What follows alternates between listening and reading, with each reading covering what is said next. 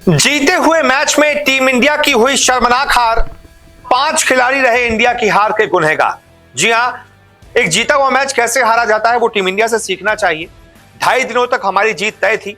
190 की हमारे पास लीड थी और 165 पर सामने वाली टीम के हमने 5 विकेट गिरा दिए थे। मुश्किल से 2 विकेट और गिराने थे, टेल उनकी शुरू हो जाती, लेकिन हमसे वो 2 ही विकेट नहीं गिरे।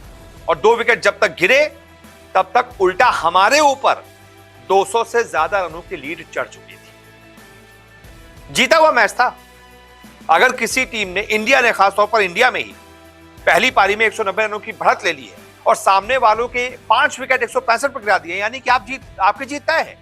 आप 2-3 विकेट जो बाकी के मेन बल्लेबाज के हैं आप वो लीजिए, 50-60 रन खा लीजिए, 100 रन खा लीजिए। अगर इंडिया अगले 100 रन के अंदर भी सामने वाली टीम के बाकी के विकेट गिरा देती तो हमें मुश्किल से 50 रन बनाने होते जीतने के लिए, 100 बनाने होते। लेकिन जब तक हमने विकेट गिराए तब तक वो हमारे ऊपर 230 रनों की लीड चढ़ा चुके थे। तो ऐसे जीते हुए मैच में अगर हमारी हार हुई है तो उसके कौन कौन से जिम्मेदार हैं इस पर बात कर लेते हैं।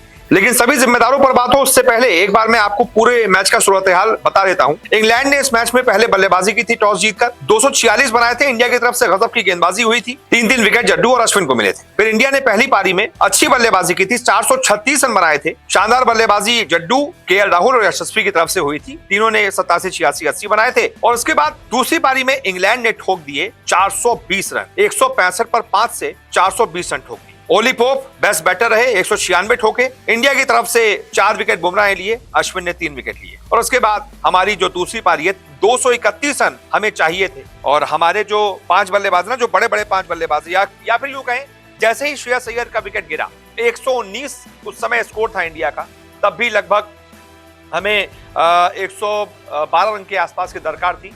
लेकिन वहां पर श्रेयस अय्यर जैसे ही 119 पर आउट हुए, इंडिया की हार वहीं तय हो गई थी क्योंकि सभी मेन बल्लेबाज सब तक आउट हो चुके। अक्षर पटेल को ऊपर भेजा गया था। 7वां विकेट जैसे अय्यर का गिरा, हमारे लिए मैच खत्म हो गया था और हम वहीं पर मैच हार चुके थे।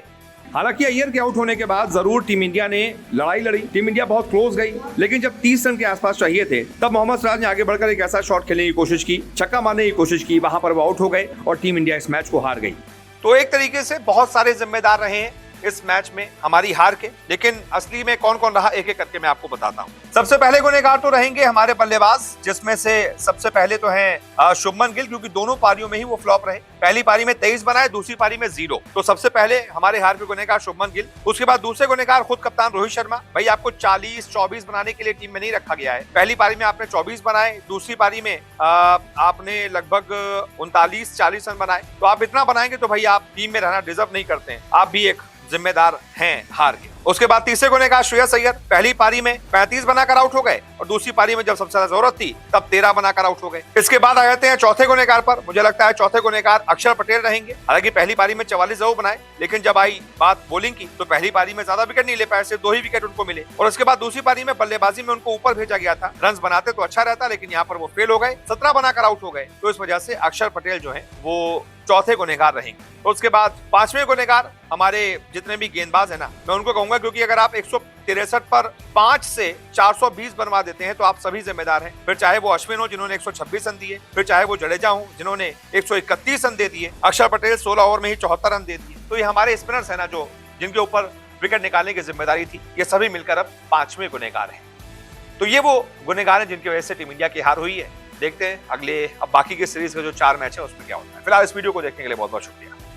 रोजाना आपसे मुलाकात करने आते हैं, क्रिकेट की हर खबर सबसे तेज, सबसे पहले दिखाते हैं।